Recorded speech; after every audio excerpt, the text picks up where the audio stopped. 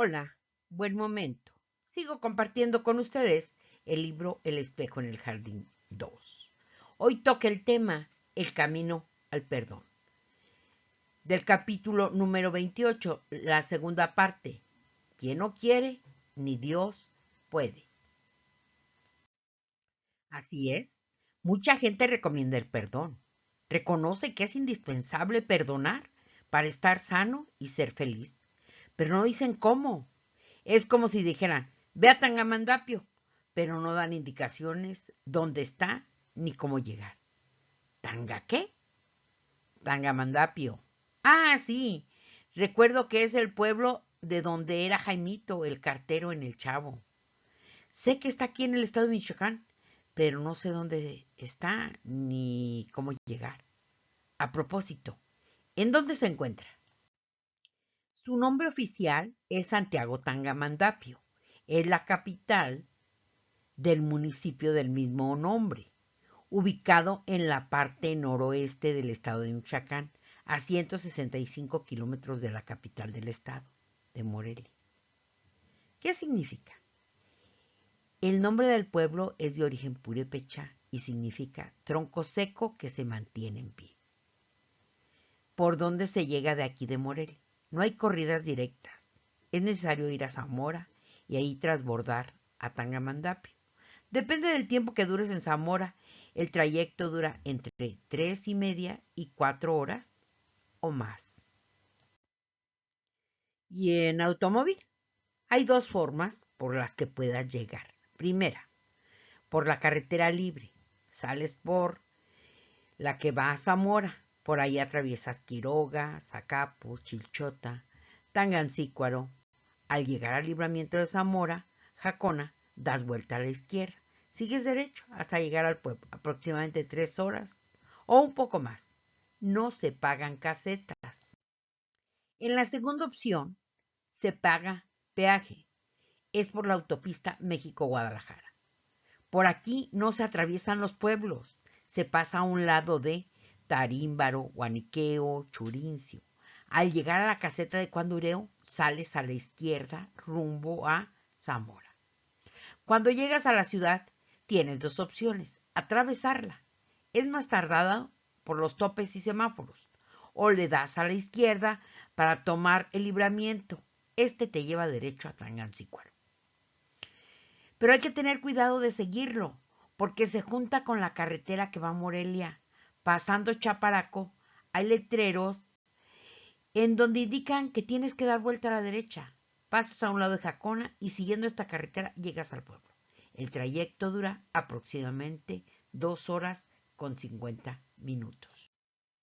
Ya me perdí. ¿Por qué salió esto, señora Clarisa? Patti, ¿qué me dijiste de lo que la gente recomienda del perdón? Ya, que solo dicen perdona, pero no te dicen cómo le hagas para poder perdonar. Entonces, ¿el perdón está en un lugar? ¿Hay un camino que recorrer para llegar a él? Vamos a descubrirlo, haciendo una analogía con el ejemplo de Tangamandapio. ¿Crees que toda la gente que vive en México conozca la existencia de este pueblo? Mucha gente sí, y no solo en México. Ese programa se vio en muchos países. Jaimito el Cartero se encargó de darlo a conocer internacionalmente. Pero yo creo que pocos o ninguna persona se puso a buscarlo en el mapa, y mucho menos investigar cómo se llegaba a él. No lo hice yo, que vivo en Michoacán, menos un chino o alemán. ¿Por qué? Pues porque solo era el pueblo de un personaje. No creo que a alguno se le ocurriera ir a visitarlo. No tienen la necesidad. Así es el perdón. Mucha gente cree que no necesita perdonar ni que lo perdone. Por eso no investigan cómo llegar al perdón. Sí, uno cree que no lo necesita, porque no sabe lo que trae dentro. Camina a ciegas. Recuerdo cuando vine aquí con los ojos vendados. Yo creía que todos mis problemas eran por Marcelo. Descubrí que yo venía dañada por el alcoholismo de mi padre desde mi infancia. Yo no sabía que le tenía resentimiento por eso, que era necesario perdonarlo para poder sanar. Recuerdo que dije que lo perdone Dios, yo no tengo nada que perdonarle. Qué equivocada estaba. Entonces, ¿cuál es el primer paso para perdonar? En mi caso, con mi papá, tuve que echarme un clavado adentro de mí para identificar los daños que me originó su alcoholismo en la niñez y ver la emoción negativa que me causaron esos daños. En este caso, el resentimiento. El único mayor problema es que yo no lo sabía y mucho menos podía aceptar que estaba resentida contra mi padre. En el caso de mi suegra, se identificaba perfectamente mi resentimiento hacia ella. Por metiche, por sus creencias de mujer decente, Marcelo me agredió y opacó mi alegría y mi risa. En el caso de mi ex suegra y marido, es más fácil identificar los daños. Con Marcelo, la falta de respeto, los golpes y las violaciones son daños que me llenaron de resentimiento y de miedo. El asunto es que no solo me resentí contra él, sino también contra mí, y no lo sabía. En la familia, de niños sí te pueden dañar, pero de adulto solo te dañan aquellas personas a las que se lo permiten. Ya fuera de ese ámbito, en el caso de violaciones, robos, estafas y otros delitos, no te piden permiso, te dañan y obvio hay dolor por pérdidas y resentimiento. ¿Qué es lo primero que hay que hacer para saber si necesitamos perdonar? Casi puedo asegurar que lo primero que hay que hacer es identificar los daños, reconocer y aceptar el dolor y con honestidad enfrentar las emociones negativas que el daño provocó. Odio, resentimiento, enojo, frustración, impotencia, deseos de venganza, etc. Pero ese es algo muy difícil. Generalmente vivimos las emociones y no sabemos ni cómo ni por qué y mucho menos de dónde vienen o dónde se originaron. Amén, que desde niños nos enseñaron a negarlas, a esconderlas, detrás de las máscaras. Hay muchos secretos de familia. Sí, es algo sumamente difícil. Hace tiempo vino una mujer que ama a su alma gemela, pero éste la rechaza. Le dijo a Juve que solo sentía amor. Empezó a llorar y con coraje se limpió las mejillas. Comentó que no se merecía ni una sola de sus lágrimas. Juve la indujo a descubrir que no solo había amor, sino también resentimiento. Al aceptarlo y perdonar, se pudo liberar y soltarlo. ¿Cuál es el siguiente paso? Pues, de acuerdo a lo que viví, a mi papá le reclamé. Le eché en cara todo el daño que me hizo con su alcoholismo, con tener un consentido. ¿Por qué no me prestaba atención? Lloré mucho, me dolía el alma enfrentar ese pasado lleno de dolor, violencia, alcoholismo y carencias. Recuerdo que vomité mucho y al terminar sentí que se me quitó un peso de encima. Todo el dolor salió con el vómito. Pude comprender que mi padre era un enfermo y yo lo veía como un vicioso, que lo que hizo no fue con la intención de dañarnos, solo reprodujo patrones. Mi abuelo también era un enfermo alcohólico. Creía que no tenía nada que perdonar, pero don Juve dijo que el perdón es el regalo más valioso que podemos hacernos a nosotros mismos. Por fin lo perdoné desde el corazón. Muchas veces decía que perdonaba, pero el dolor seguía ahí, junto con el resentimiento. Ahora veo que perdonaba de dientes para afuera. ¿En dónde está el perdón? ¿En el corazón? Uno debe de perdonar desde el corazón, pero para poderlo hacer es necesario sacar las emociones negativas como el resentimiento, el odio, la culpa. A tu suegra y a Marcelo no los querías perdonar y sí identificabas los daños. Con ellos identificaba perfectamente el odio y el resentimiento que sentía. Muchas veces me fui a confesar, pero no podía perdonar y nadie me decía cómo. A mi papá le reclamé con mucho dolor y a mi suegra y a Marcelo con mucho odio. Los maté con la manguerita, maldiciéndolos y diciéndoles todo el daño que supuestamente me hicieron. Pude descargar todas esas emociones golpeando y gritando.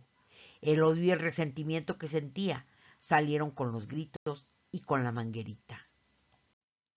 Más adelante comprendí que yo se los permití, que me victimizaba mucho, no me hacía responsable de mis emociones ni ponía límites. ¿Y tú cómo te perdonaste? Aunque don Juven no me lo pidió, yo me perdoné al sacar todo el resentimiento y comprender que fui una tonta. A pesar de que yo era la que sostenía el hogar, permití que Marcelo y mi suegra hayan hecho de mí una mujer sumisa, triste, conmiserada, miedosa, sin valor ni fuerza para poner límites. Revaloré la vida y descubrí que valgo mucho. Me propuse recuperar mi alegría y mi risa. Puedo decir que de la mano de Dios y con mucho trabajo y esfuerzo lo he logrado. Hoy, gracias a Dios, soy feliz, llueve, granice o truene. Lo más importante que me ha pasado es que aquí conocí a Dios. De Él estoy agarrada. Y créame, es la mejor inversión. De Él sale la fuerza. Me perdoné por la comprensión. Y volviendo a nuestra analogía, ¿cómo se llega a Tangamandapio? Actuando, moviéndose. Tangamandapio no va a venir a Morelia. Tenemos que ir allá. El perdón no va a venir a buscarte. Tienes que buscarlo tú. Así como vine yo a buscarlos en una tremenda crisis. No sabía ni lo que me iba a encontrar. Ya estoy dispuesta. ¿Qué hago para llegar al perdón? Lo que hice yo, pedir ayuda, la guía de alguien con conocimiento y experiencia en el perdón. Solo quien da razón del camino es porque ya lo tienen dado. En el caso de Tangamandapio, hay principalmente dos caminos, con alguna variante. Pero en el caso del perdón, hay más. ¿Cuáles son los caminos? Identifico perfectamente tres. 1. Regresar al pasado. Recordar los hechos. Identificar las emociones negativas que causó el hecho. Aceptarlas. Volver a sentirlas. Reclamar con dolor para sacar el daño y el resentimiento a través del vómito. Verificar que ya no está esa emoción dentro de uno y perdonar, como lo hice con mi papá. 2.